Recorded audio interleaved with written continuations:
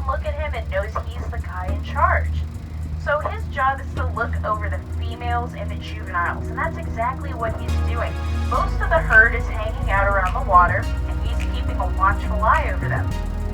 But we've got many more than just this one male pair-David deer. So all the other corner of the bus, way in the background there by that building that looks like a hunting blind, that big brown blob is actually a whole bunch of American bison. They're hanging out right by that little building up on the stilts. So I wanted to point them out early.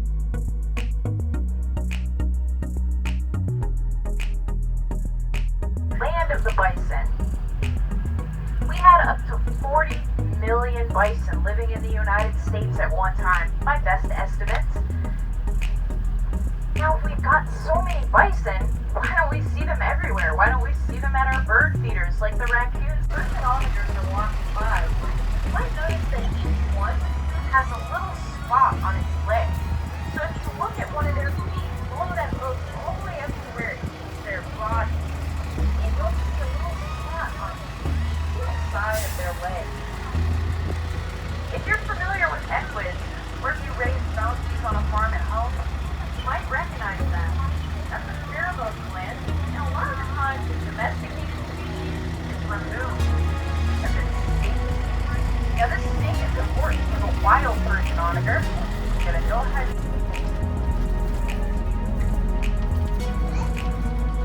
Looks like they're making their way towards water.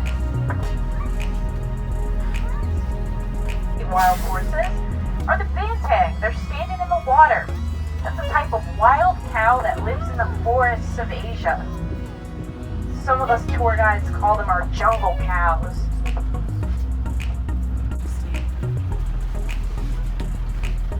So they surely won't take any orders from humans, and if you try to put a saddle on a Przewalski horse's back, they're not going to be too happy at all.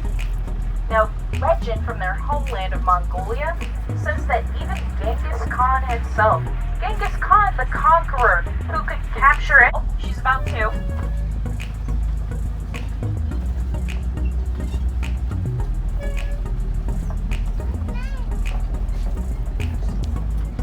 Now having little Miss Baby Rukini out here is incredibly exciting because our mama rhino, Sonia, was carrying her around in her belly for 16 entire months. Now that's the normal gestation period, the normal length of a rhino's pregnancy.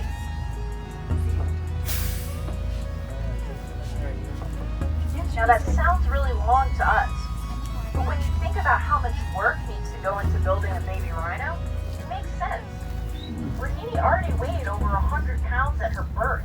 So it makes sense that it would take a long time for the mama rhino to build that baby rhino in her tummy. So that's why rhinos have to be pregnant for so long. I'm willing to bet that once we move around this curve, we'll see even more. Because we've got a lot of rhinos. The reason we have so many is that the southern white is an incredibly social rhino. So it's important for the babies to grow up not just with their parents, but with their parents, their aunts, their uncles, their grandparents, their siblings, their cousins. That's how they live in the wild, in a big family herd.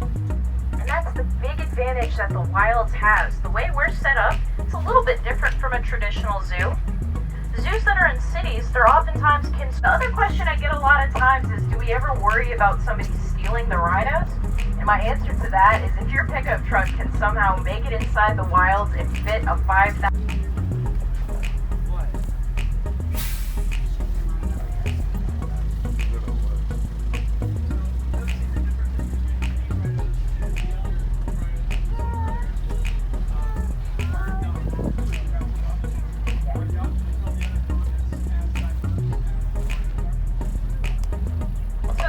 continent we find ostriches on in the wild is Africa, and right now there haven't been any differences between ostriches discovered yet that warrant the naming of one species versus another species.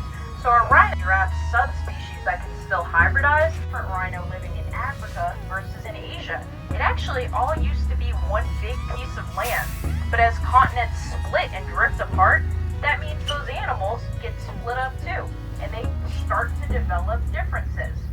So what I always like to use to kind of explain subspecies biology is imagine you've got one type of bird, and these birds, individuals have different colors. So sometimes you've got a red one, sometimes a blue one. Kind of like the parakeets back there, right? They come in all sorts of colors. Well, let's say you put in a big wall to separate their arm. So it's a hot button issue.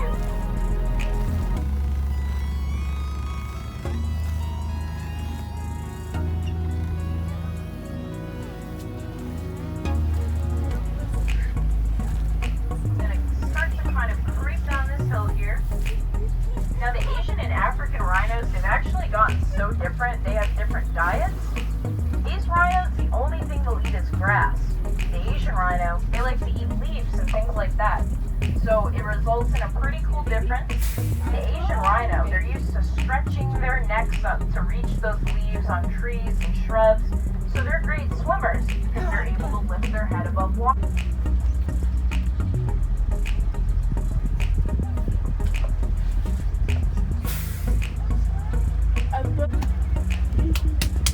Now the Bactrian camel has to be a jack of all trades because the desert gets really hot during the daytime, but really cold at nighttime.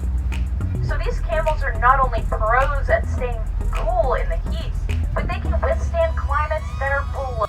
So while we do use lots of products from camels, they're usually from a domesticated strain of camels, and they're genetically different from these camels, the wild Bactrian camels.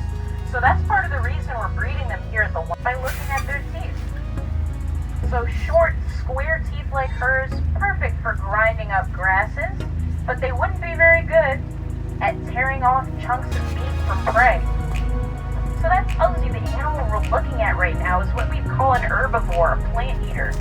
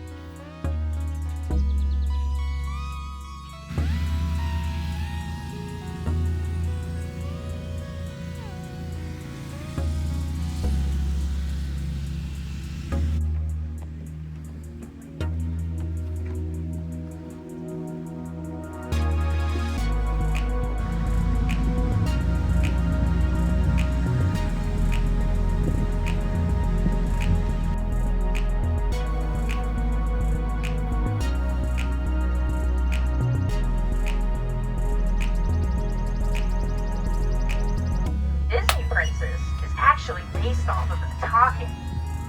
What Disney prince could I possibly be talking about, though? None of them look like big, woolly animals, right? Well, it's actually the Beast from Beauty and the Beast. He's got the big, long, shaggy coat, the scary horns, the big snout. He's a perfect representation of the animal he's based on, the Tonkin.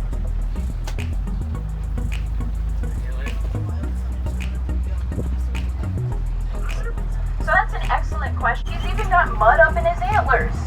That's because to get all that mud on the back of the Paradaped deer of all those hard-to-reach places, they use their antlers like shovels, and they fling mud onto their backs.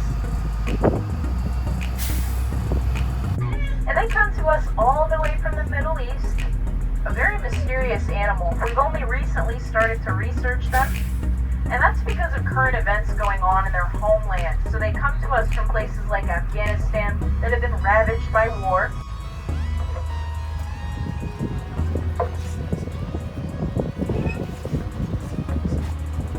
Now, since the Grevy's zebra is the biggest zebra in the world, the biggest zebra you'll ever see, that also means they're the world.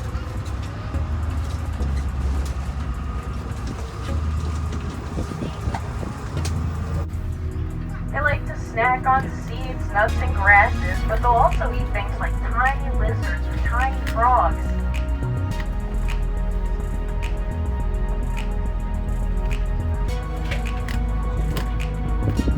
Camel.